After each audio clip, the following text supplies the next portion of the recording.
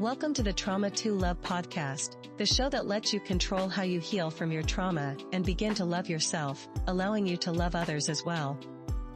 My co-host and I come from a long line of abuse, and we share the techniques that helped us heal ourselves. Reverend Leslie and I have two different ways of leading you on the path to recovery. By using Leslie's metaphysical background along with a more traditional method of talk therapy and experiential modalities that I bring. Between the two of us, we can help you help yourself. Live streaming on Mondays at noon Pacific Standard Time. Now let's get started with today's show. Good morning, Leslie. How are you today? I'm doing good. Hey, can we breathe to start? Sure, let's breathe. I need to.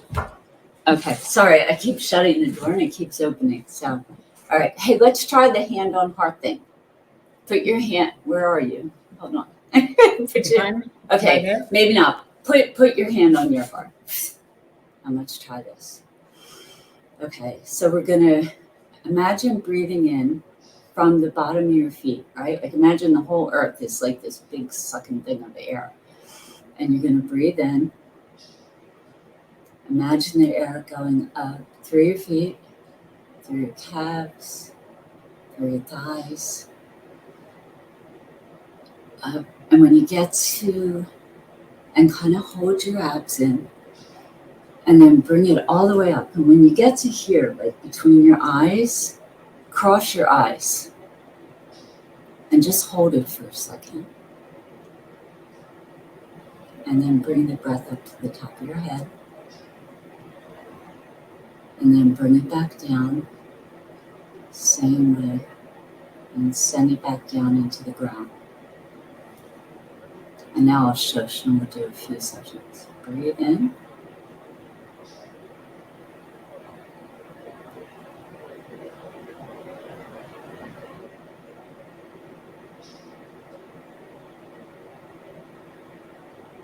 And do one more.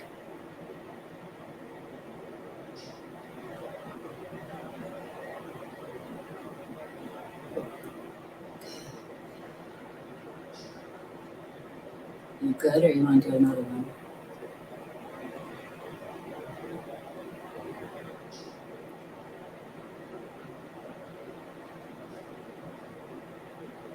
Okay. Ready to come back? Dale, you too relaxed? You ready to come back? Yes. How'd that feel? Feels really good. Yeah.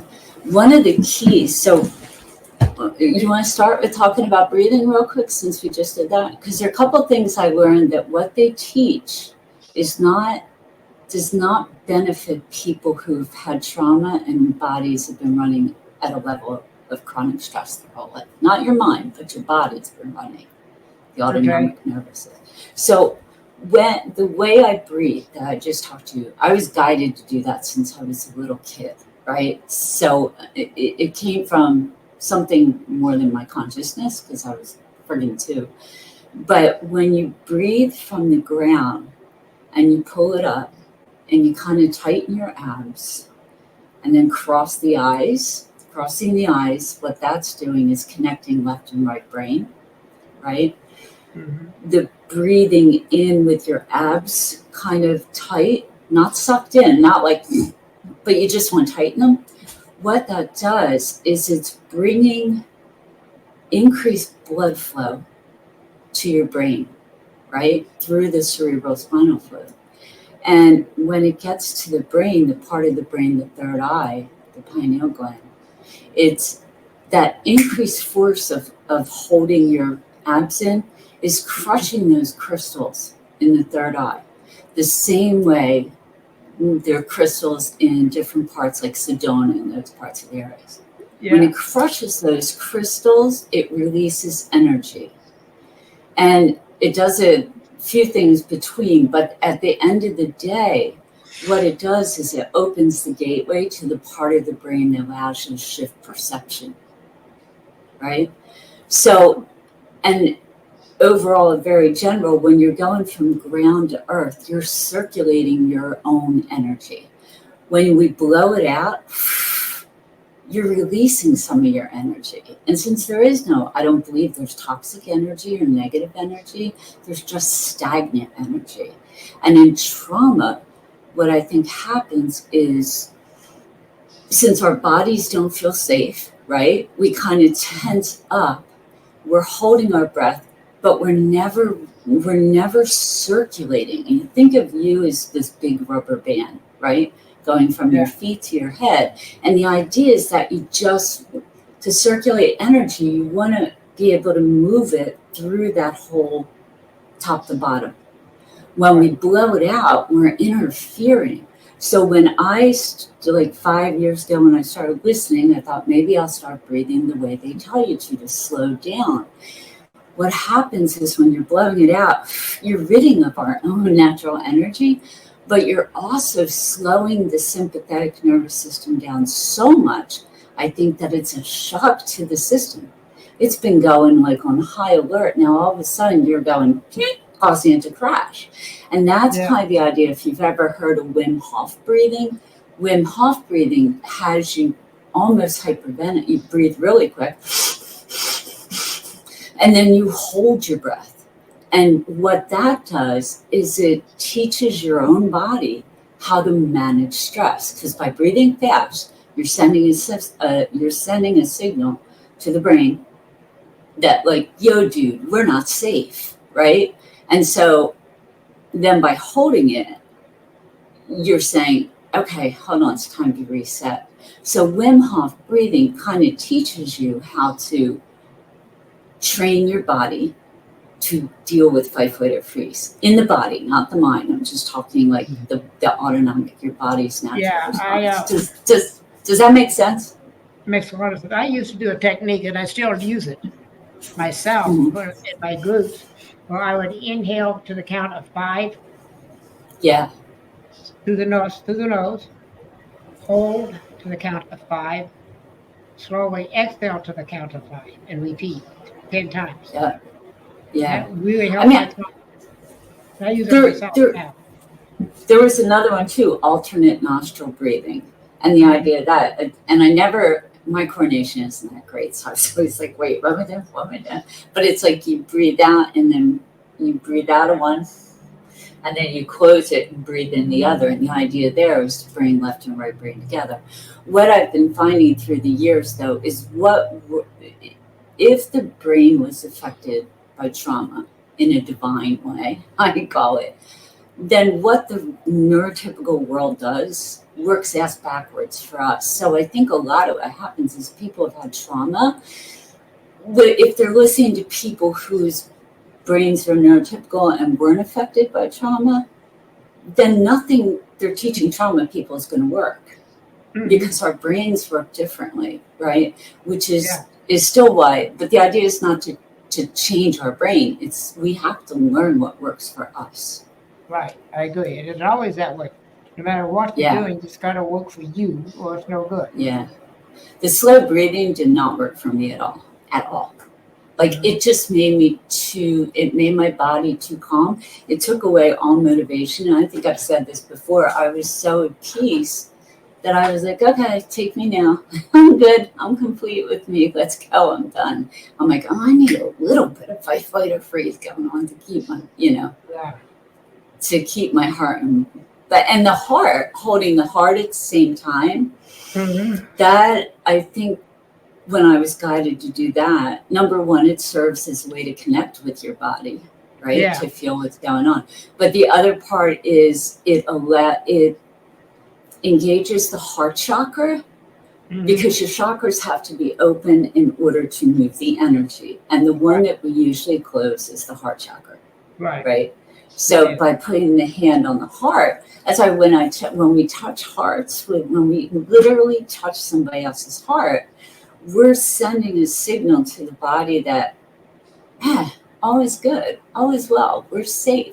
And that puts us, I think, immediately in that alpha, because the people who's literally, I touch their hearts, and in the moment they cry, they hug, I can pass them a few days later and they don't even recognize me. Yeah. And I don't recognize them sometimes. And I think that's because we're in that higher state of consciousness where it's in the moment. Yeah. So, okay. Okay, So what's new? How well, have you been? I've been pretty good. No, it's not even close. I've been I've been busy. Yeah, I've been sick. I've been in the hospital, uh, just for a few hours in the emergency room with stress and yeah, anxiety. And I have a protocol that I have to follow from my doctors. So I did the right. protocol and it didn't work. I was so Hmm. stressed. Yeah. So I spent 6 hours in the emergency room and then I was okay. And I So, had back to not sleeping though. yeah. So what do you do? Because your body's yelling at you, yo, pay attention to me, pay attention. Like, right? That's what mine was yelling forever. But sometimes it gets to a point. What I experienced over the last few years when every system kind of just shut down was it got to a point where it didn't matter what I did. Hmm. I just had to literally stop. And for a long, long time, a couple of years, just spend most of my days in the bathtub, calming my nervous system. My Yeah, brain, my mind was fine. That's what I mhm. was so hard because I know how to reframe thoughts. I know how to change my perception, but this was my body was just tremoring, and I'm going, "What do you need? What do you need?" And the only thing that made it feel calm was water. That was Yeah. it. Well, we're water creatures anyway. But Yes.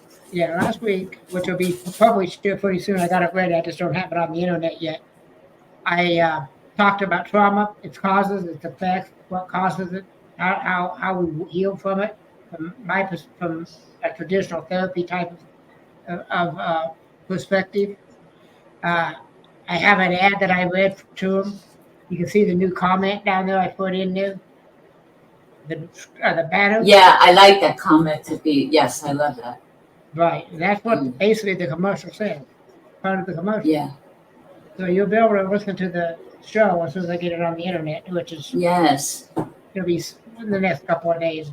I'm really busy the next few days, but Yeah. I can get And it up. It's all ready. yeah. Um, yeah. I'm sorry I missed it last week. Although not really, because I was on a cruise in a spa going, this is great. So I I've got missed you. to. You should come on the cruise with me and relax. Yeah, if I had ready, I would. Yeah. Just to get away. Well, you Um, know what? And that's a kind of thing too.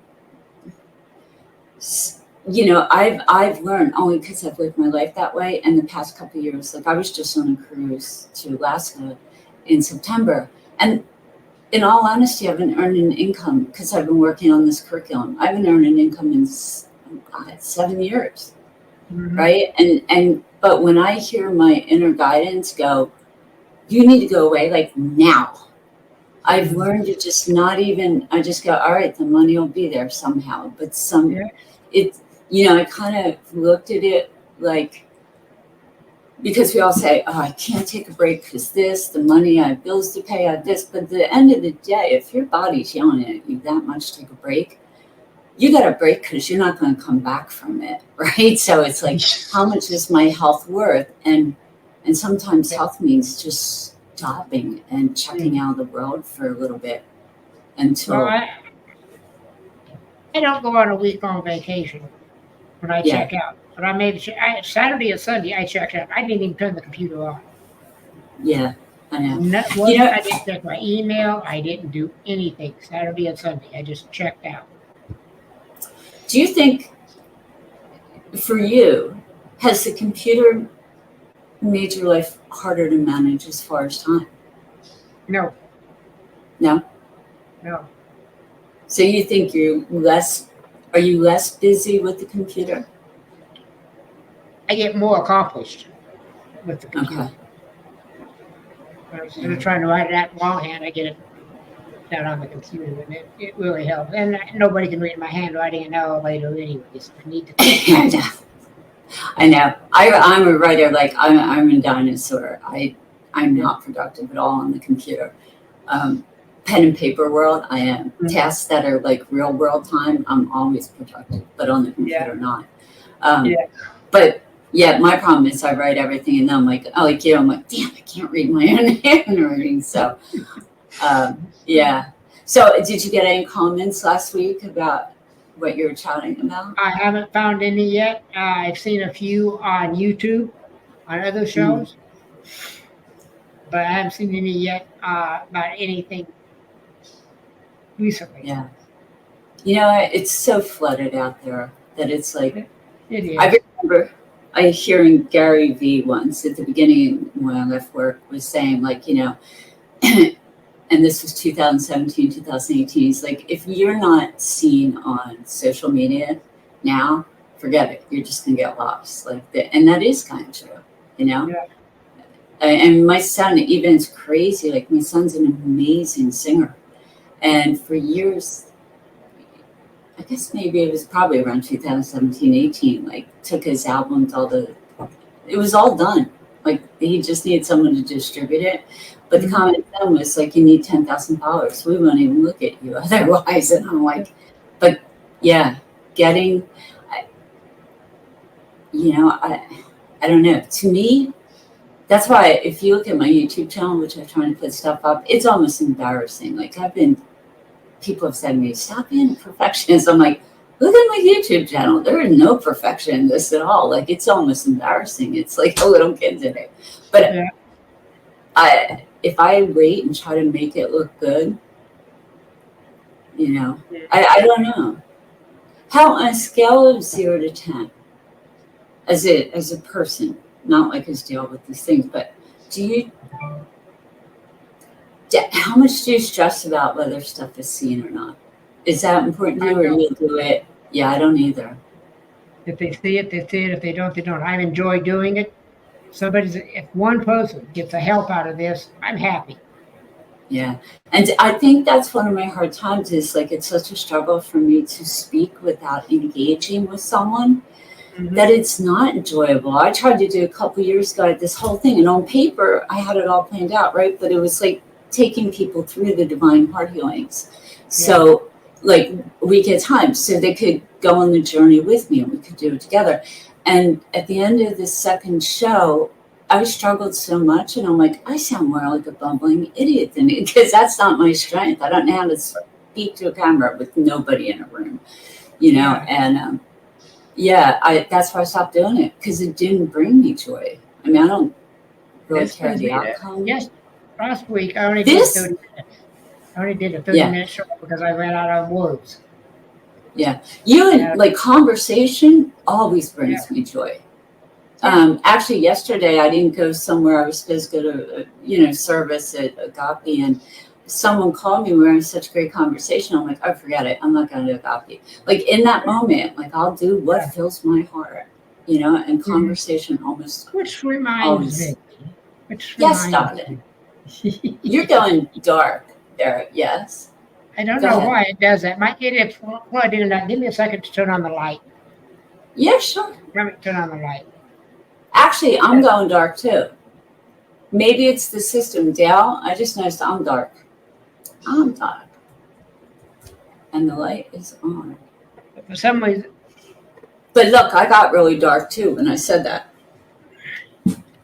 Yeah. And my lights are all on, so I don't know what the heck that is. I've only got the one, and it's the overhead. Yeah. Oh, well, there's always dark with light, right? Here's how dark.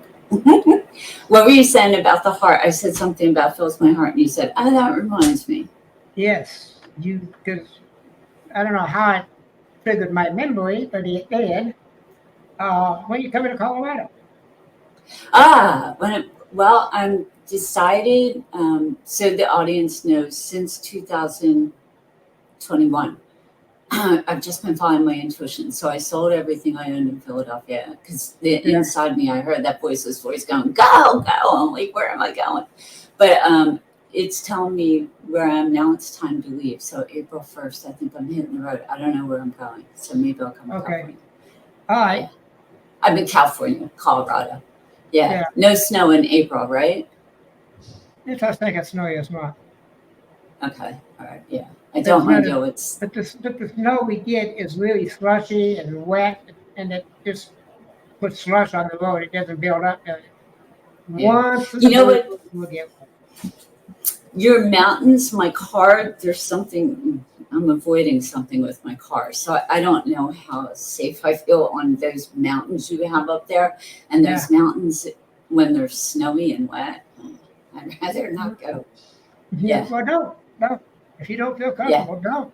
No. That's why I was just waiting until I was going to come in February, and I thought, oh yeah. No. It's going to snow Wednesday night into Thursday here. Yeah. So probably April. I thought I'm going to take a train cross country. I think Okay. April 1st, and just I took a train.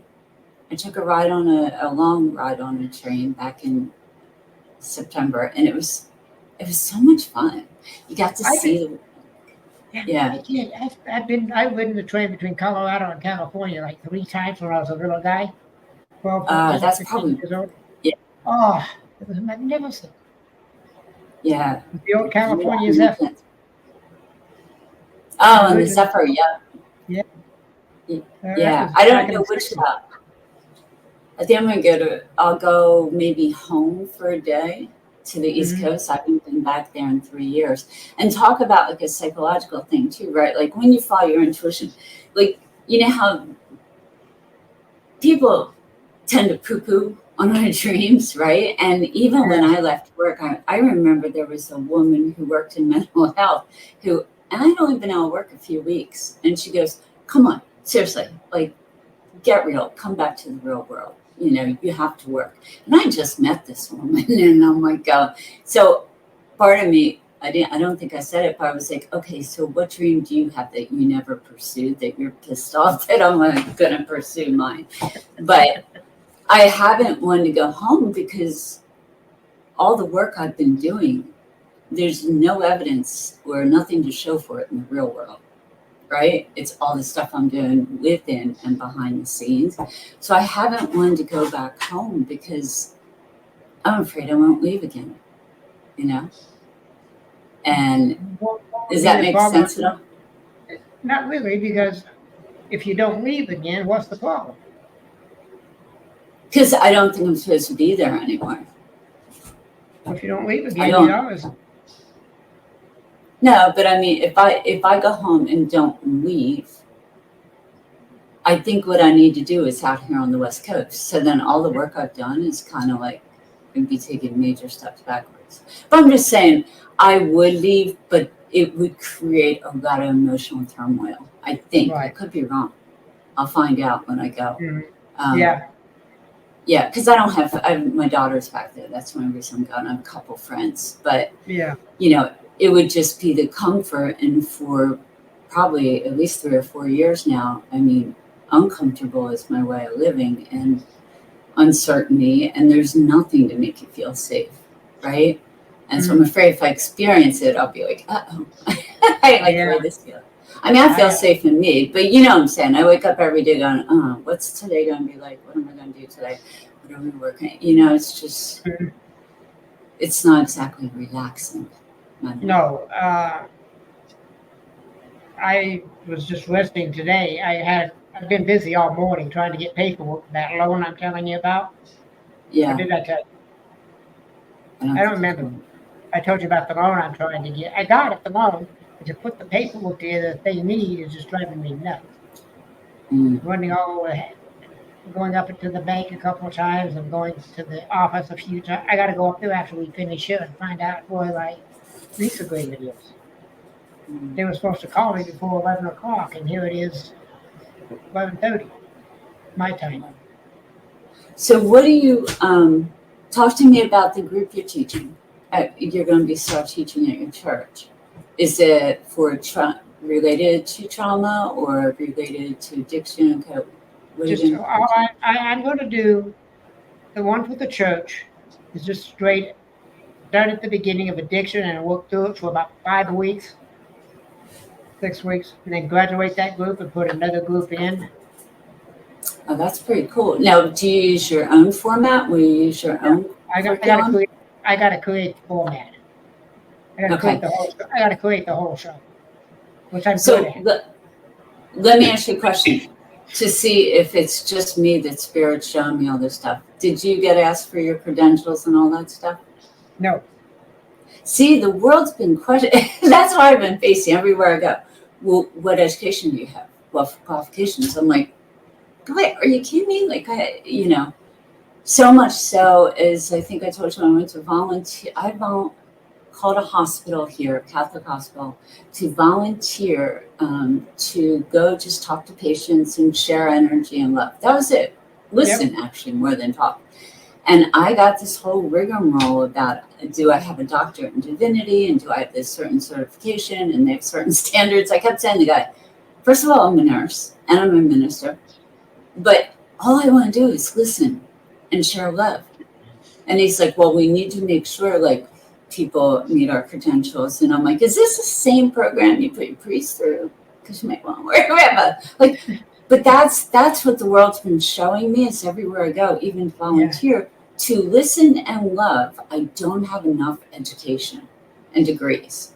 That's the bullshit and I know there's a message in it, but I'm like, okay, how do I share the message with the people who are the ones that are telling me that aren't walk and talk? And I'm going to go volunteer at the Denver Rescue Mission if I can.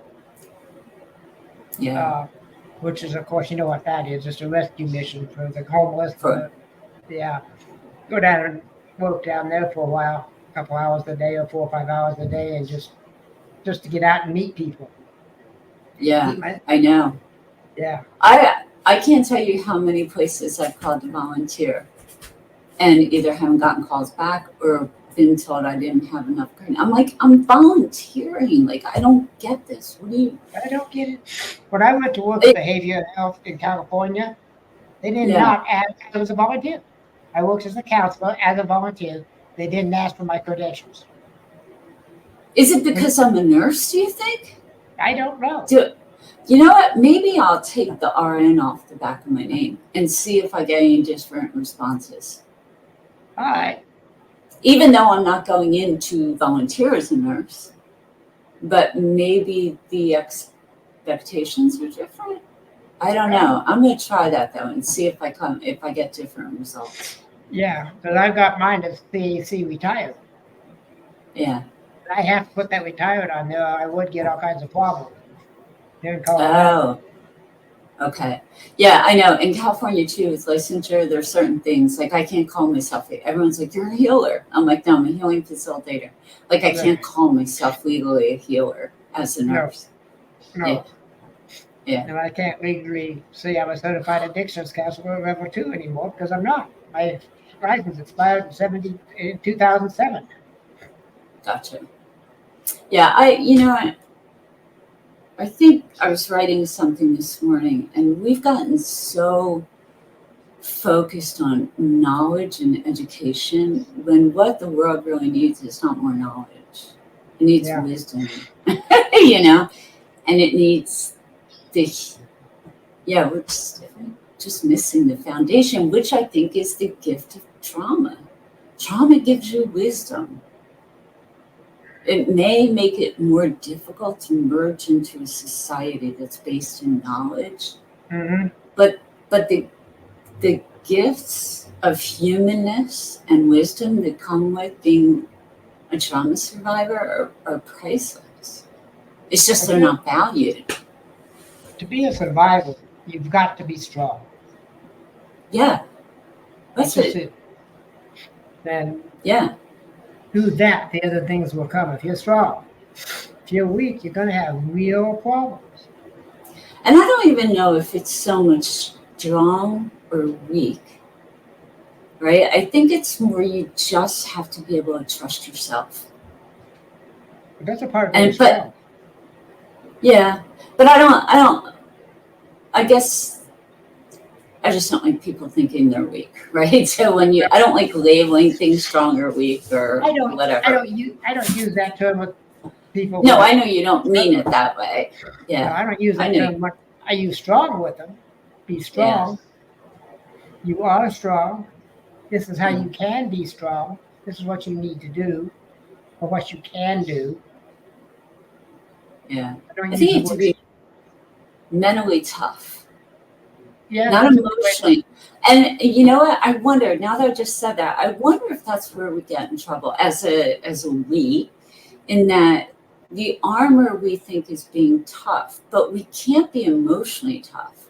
And I think that's where we go wrong. We are emotionally tough instead of being mentally tough. Mentally tough is like putting the armor on your mind to go, oh, this isn't about me. Step back and look at this as an objective observer.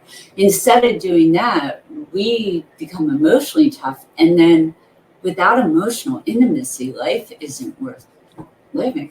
I mean, and I don't mean emotional intimacy with partner, I mean with everybody. That's vulnerability, is emotional intimacy. And that's what I think really screwed up my health, is that I didn't have that with strangers or anyone. Every conversation I've had over the last 7 years is people saying, what do you do? Well, how can we work together? And I'm like, I just say to people, can we just talk as human beings? Because that's what fills my heart. You know what I mean? And obviously it does fill theirs, but they don't realize it does until they have conversations that are more in depth, and then they go, wow, this was great. I'm like, it was just a conversation, but it was a emotionally intimate conversation. Yeah, I have a friend here I'm talking to. She's a lieutenant colonel in the Army. Yeah. And we have some of the greatest conversations. And there's another night we already have conversations, real, honest conversations. We disagree on almost every point. Yeah. But yeah. And we understand that, okay, we're not going to we can disagree about it. And I give my points, she gives her points, and they just. Well, yeah, and that's, I think, this just came to me too, is that I think like in life, I mean, the whole purpose of life really we all come here souls with one purpose, not mission. But the purpose is to fully self-express, whatever that looks like. So if you're in a conversation and you're not getting into the meat and rolling the sleeves up and just being who you are, that's how we self-express. Oh, absolutely. We have to. And we and like, how is the weather, how are the kids, isn't self-expressing. No. It's just superficial crap that, I don't know. I say crap probably because I've never been good at it. I don't enjoy it. I'm horrible with networking. I'm not good at parties. It's like one person at a time, but I don't like that carousing the room thing. Yes, I believe that, as you call it, crap, I think it's important in the beginning. It is important. It brings you, it starts the process of having good, effective communication.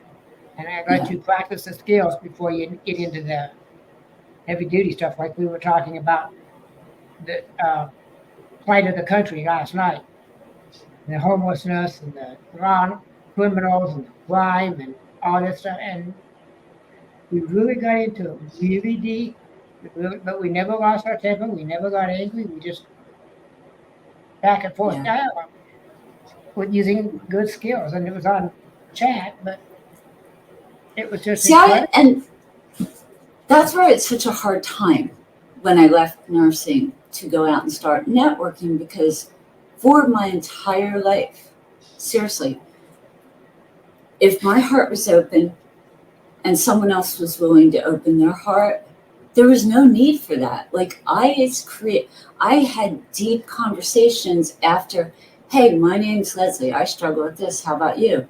Boom. I mean, whoa, where are you going? Is your internet unstable? You're kind of disappearing. Well, I've had conversations who started out with just, hi, I'm Dale, and we get into it like you're saying. But I couldn't do that with people in business. And I think that was part of the message, though, is that we talk so much about communication, whatever. If we just allow ourselves to be and allow ourselves to be curious and not have an agenda and not worrying about saying the right thing, the wrong thing, creativity flow. And that's why I ran into trouble with getting support for the conversations I do, because everyone's like, all right, well, we need to control and structure the conversation. I'm like, but that's what I've been told. Even I wanted to do a show. Someone was talking, give me a structure. What's going to happen each minute? I don't know. That's the beauty. Like, I don't know. You don't structure the conversation. You just let it flow. Right. And it It's ebbs, it's tides, it's to the left and it's to the right, it's to the center, not politically or anything, just the way the conversation flow back and forth and to Yeah. the center, all over the place. That's a Yeah. good conversation. I know. But how do you do that in networking? There always seemed to be an outcome that they had. Like, what do you do? What do you want to do? Let's just talk about who we are. What do I like? What do I like? What brings me joy? What frustrates me? What frustrates you? What brings you joy? That's what I want to know. Even when I go on different people's podcasts like you, I never look them up. I know nothing about them except for their name. Nothing. Because I don't want to. I want to find out about a person from the person, not from. And in networking, it was, I still don't understand networking. And maybe that's the autism because it just doesn't seem authentic. Yeah. Speaking of which, remember the conversation we had with Phyllis, and it was so echoey I couldn't use it. Yes. Next Monday we're doing her again. Yes, I know that. I Okay. got that. I wasn't sure if you remembered or not. Because I had forgotten until I looked at my calendar and go, oh, Phyllis is coming back. All right. I had the wrong date. I thought it was the 15th, but what is today? Today's the 11th? Yeah. Today's the 11th. But yeah, about conversation time and time again with networking, it's like, let's hop on a call because there's an outcome. Let's see what we can do together. How can I help you? No, let's just hop on a call versus human beings. But I've heard so many times from entrepreneurs and people in business, like they don't want to talk to people unless they can eventually be a client or whatever. And if life gets that busy, if that's what success looks like, that I only have time to talk to people who can be a client, who can be whatever, then I don't want success. I mean, to be honest with you, I want to learn from each person about them, not about how, I don't know. I think, I just might be a little too different to succeed in a networking thing. Because I really don't care, because I've had a lifetime to see if you don't care about the outcome, you'll get the outcome that you envision. But you can't care too much about it. You don't want it. I don't care about the outcome so much as I do the process. See, yeah. The outcome's going to be what it's going to be. Right. So what do you mean by the process? Like if we're talking networking, what do you mean by the process? The process of networking is meeting other people with like minds, who not like minds, but like interest, and talking to them. And that's like a Lineable is a lot like that. Meeting people because they put you in groups, and you pick these people to connect with. Yeah. You know what? And another aha. Maybe the fact that I can't go in those groups, like I can't do the technology. So online, I get the emails. I'm like, what do I got? Yeah. So it's just in person. Mm-hmm. When it comes to networking online, and even when there's a group, my energy changes unless I close my eyes, don't look at the screen, and there's one person at a time talking. If there are a bunch of people, every week I go to choir, right? And someone said to me, will you enjoy it? I'm like, no, I don't. I go in this room with 40-something people. They're all talking, telling jokes, laughing, and all my brain hears is wah, wah, wah, wah, wah, wah. So the whole time I can't even be myself because I'm going, brain, calm down, you're safe. All right, earplugs in, like how can I check out? But when I check out, then I can't be me. So in the past, when I've gone to conferences or anything where there's a lot of people where everyone's talking at the same time, I've asked people and they're like, well, you're kind of aloof. And I'm like, oh my God, that's not me at all. But it is in those situations because in order to calm my brain, I got to check out and just pretend I'm not there. But the gift of that is that's how I become the objective observer. I watch, I don't participate, So I guess, And I guess that's probably the autism, and it's just. I'm reserved. Borderline shy. Yeah. And it's very difficult for me to start a conversation with somebody. Mm. And I Why don't know don't, in a big group like you're talking about. yeah, yeah. In Very a big difficult. group, I'm toast. When I finally realized that and learned about the traumatic brain injury and the autism and visual processing, I have a very hard time if I'm not looking at someone, I don't understand what they're saying. Yeah. And that blew my mind when I uncovered that a couple of years ago. A neurologist, she was doing cognitive testing. She goes, okay, turn your back and I'm going to talk to you. And I couldn't understand what she was saying. I didn't understand it. So I need to look in somebody's eyes one-on-one, which in today's world, that's probably why I have a hard time with this. I need eyes to help, you know? Yeah. And mine sit off to the side because of the way my camera. Right, like I'm looking at you. I put the camera right above your face, so I don't know Yeah. if I can't even look to see if I'm looking at you because it'll throw my brain off and interrupt the flow. So yeah, these are. I But look at people, and I need to look at people to not only hear what they say, but to see their body language, their voice tones, their eye movement, their eye contact, the way their nose twitches or not, or their mouth moves, or what things like those little yeah, subtle clues we get to a person, what's going on with people. yeah. So I I like, don't even. Yeah, I don't think I pay attention to that. I just lock into the eyes, and here's the gift of the way my brain developed. Is that was the one thing when any of us locks into someone's eyes. Now all of a sudden, the exterior of who we are goes away, and and that's why I think I could intimately connect and create a safe space because I was getting into the eyes and into the soul, into the person beneath the exterior. But that's kind of my message. But when faced with someone who won't make eye contact, I'm like, uh-oh, now what do I do? But that came from, I had to do that because the way my brain developed. So it was a gift, though. It was a gift given to me. It's not a curse. It's a gift. With technology, it wasn't so much of a gift, but, no, not for you. For me, it was. Not for me.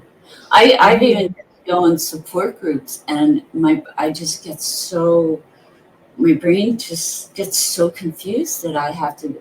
So I've really been isolated from the world. Unless I see someone in person, I don't talk to anybody.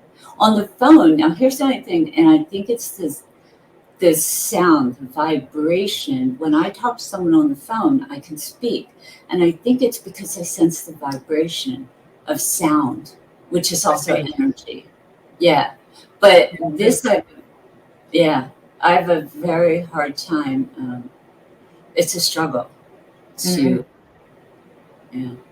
But, and if you're listening to this, trauma, I don't think I'm the only one. I've noticed throughout our lives, right? I think we're supposed to learn things and share with other people because we're not the only ones who experience it, right? Right.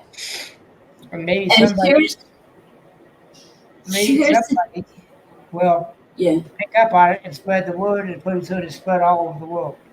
Well, yeah, and I mean, I can't even tell you what's wrong or right. All I can do is share my experiences. What you do with that is you try to use them. The only one thing I can ever say for certain from my life is that a fact for each and every one of us. If we are not willing to be ourselves, then we will not have the life we want. We will not, and in the life we want, I mean, we will not find that inner peace and joy and passion and purpose. The secret to life with everything, you don't have to spend a penny, you don't have to hire anyone to teach you how to do this. You have to see yourself and be yourself and feel free to be yourself. Anytime we put the mask on, you are not going to have the internal satisfaction. Well, we all wear a mask. Okay, when I go out, when I go out to dinner, for example, I'm not the same person that I'm sitting here talking to you. Why? So that's a different mask we wear, and I think if we were both still working, we wear a different mask at our jobs. See, I haven't. And that's the problem I'm running into in business.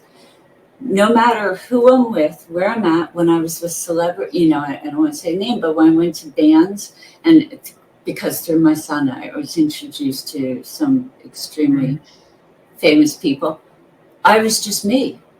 And they responded so fondly that I was taken right in. Like I remember someone saying to me, I work for the band, we don't normally accept people as soon as we meet them. But it was the authenticity. This is who I am, no matter where I go. Yeah. I don't know how to be anything different. And when I try to be different than me, to fit into wherever I was networking, it doesn't go well. No, it would because it would I don't go think I think to say we wear masks, that's our problem as society. There's a difference between masking and armoring, I think, and faking it. There's a difference. That could be just a matter of semantics then, between you call it armor, I call it a mask. But faking it isn't changing who I am. Faking it is more of an internal change. Belief. So faking it is like, do we ever talk about the difference between the armor and faking it? Yeah. A long time ago. I don't know exactly. Yeah. But basically armor's like, hey, stay here with me. Don't show yourself to the outside world. No one's going to love you like I do. And you remember what happened last time you opened yourself up. This happened and it was bad. Faking is like my internal dialogue goes, hey, come on, girl, you can do this. All right, I know you don't exactly know what you're doing, but just go be yourself. Go do it. And just, if it doesn't work out, no big deal. We're here and nothing lost, nothing, So faking it's kind of believing you can, even though you're not sure if you can. Whereas armor is, I don't think I'm good enough and I don't want someone to see me. And so I'm going to put on a mask or whatever that doesn't really show them all me. But the problem with that is in the world, what do you think is the one thing that's underlying why people can't get along? I don't know. I hadn't thought of it. What if it's trust? Well, part of it's trust, absolutely. Absolutely, it's trust, but it's also differences. You're different. It's that whole. But that goes down to trust. It goes down to, so trust isn't about me trusting you. That's not what trust is. Trust is about me trusting me to discern whether I'm safe or not. That is the secret to all life, as far as not financial success, but as far as internal peace, is, do I trust me to keep myself safe? If I trust me, I can trust everybody, because I know that something inside me is going to go, girl, you're not safe. Get out of this situation. Yeah. Right. But if I can't trust me, then I'm leaving it up to you to prove to me that I can trust you. That's so wrong. I mean, not wrong. I don't like that word, but that's so not how you flow. Am I lecturing? I feel like I'm lecturing. You are, to a certain degree. Okay. Okay, but the thing is go back to what you said. If people, I don't instinctively trust anybody. They have to, not so much prove it, but over a period of, even a short period of time, show me. See, I trust everybody. Yeah. And even if you prove that I can't trust you, all that means is I got to hone my own skills and better. It doesn't mean you have to prove anything to me. You don't have to prove you can trust. What I need to do is figure out if nothing inside me sent off that signal that I need to be careful. Mm-hmm. And you something you did or said made me feel uncomfortable, then I don't have to worry about what you did or said. I got to worry, what was going on in me that I didn't pick up on the own clues that my body sent me. And usually what's happening is I'm not open. I'm protecting something. And that's why I can't hear. That's where I think the danger that I've seen, that the armor and the mask, they don't allow us to truly see and hear and listen to ourselves. I don't know. That's just my own take on it, which I know is... It's a little confusing to me. You just have to trust yourself. So I can go into a bad neighborhood, a really unsafe neighborhood, and I trust that around me because I trust that my body, the way my body is reacting, will tell me when I'm safe and when I'm not safe. So I don't have to think about it. That's the way I live my life. I don't go into a situation saying, is this safe? Is this? I go, all right, okay, let me know if I'm not safe. And twice, and I've always been, twice, I haven't. And it was, I would approach someone and something inside me said, get out, quick, now. And I listened. I never thought about it. I listened to my body, what it was telling me. We always have to, that's important, that statement. We have to. That's key. We have to trust our bodies to give us the more, and then we act towards it. Not react to it, but act towards it. Just listening to it. You weren't safe and you got out of the situation. Yeah. But if I cognitively, not mentally, if I cognitively went, okay, look at this situation. Am I safe? There was nothing in that situation for me to believe I wasn't safe. Mm-hmm. Somebody answered the door at a house. That's it. Yeah. Hi. And something inside me went, get out. And so I left. But if I left it up to my brain, there was nothing I should have felt unsafe with in that situation. But that inner guidance, our higher consciousness. Yeah. Am I giving you a headache? All right. No. My headphones are falling apart. Sometimes, and this is how I haven't learned to get frustrated, because I've lived my life this way and I've seen how simple it is. But it's so hard to explain that discernment is not about discerning about other people. It's discernment in ourselves, right? I had a download one day, and I told the person, it was simple. It was nothing deeply personal. I said, hey, just to let you know, I'm told to tell you this. And they said, okay, well, maybe you didn't need to tell me that. And I said, but if I got something, a download, quote, whatever you want to call it, channel to tell you something, it's not my role to say to spirit, no, I don't think they need to know that. Like, who am I to judge that? I'll tell them, and they can listen or not. It's up to them. Right. Okay. Well, I'm out of time here, Leslie. Okay. All right. I want to read this again.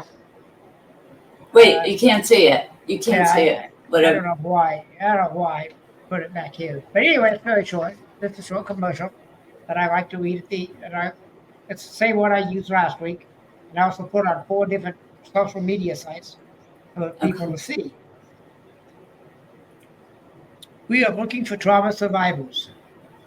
The Reverend Leslie Peters, RN, and Dale Hutchinson, CAC2, retired, to appear on the show Trauma to Love. If you are a survivor, write us at t2l@coffee-time-again.com, and we will answer within 24 hours. The show is live streamed on Mondays at noon Pacific Daylight Time. We can make special time arrangements if you need to meet your needs. Okay. You would not be pressured to share anything that you don't want to talk about. You have your choice of which method you wish to talk. You can, Reverend Leslie Peters, RN of Metaphysical, which I don't know, I have to check on that word with you. or mine of the Yeah, traditional that's fine. method of talking and experiential work on healing your trauma and learning to love yourself again, allowing you to love others at a deeper level. Oh, I love that. Hey, listen, being old-fashioned, old school, can you send me and I'll print it out and post the flyer? Because Yeah, just so people are listening, the yeah, I back got it. end of the back end of the show, this is all Dale. All I do is show up. So thank you so much. He puts so much work into this, and I unfortunately I would love to help him out, but these are all things that Dale can attest. I kind of suck at. So, but what I can do is stuff the old-fashioned way. So if you All right. send me that, I'll get flyers printed out and I'll put it up. Okay, I will do that. I will. Okay. But thank you, Dale. It's so big, I'll have to email it to you. Yeah, thank you. Just Thank you. I don't say that enough. I'm very grateful for all that you do to provide me the opportunity to come have this conversation with you. I really do Yes, appreciate it. and you're welcome. And I thank you for your kind words. Ladies and gentlemen, this has been this Trauma to Love again. We enjoyed the show. Hope you did too. And listen to it when I get it on the internet again and learn what you can learn. And if you want to be a guest on our show, just write to us at t2l@coffee-time-again.com and we will get back to you within 24 hours. So Okay. thank Hey, you very you much. put that? Can you put if people replay this? Do they see a chat? Do you want to put the URL in the chat? Yeah, Okay. I do. Cool. All right, dude. I love you. Stay I love healthy. Listen to your body. Yes, I will. Thank you. Bye. All right. Bye-bye, honey.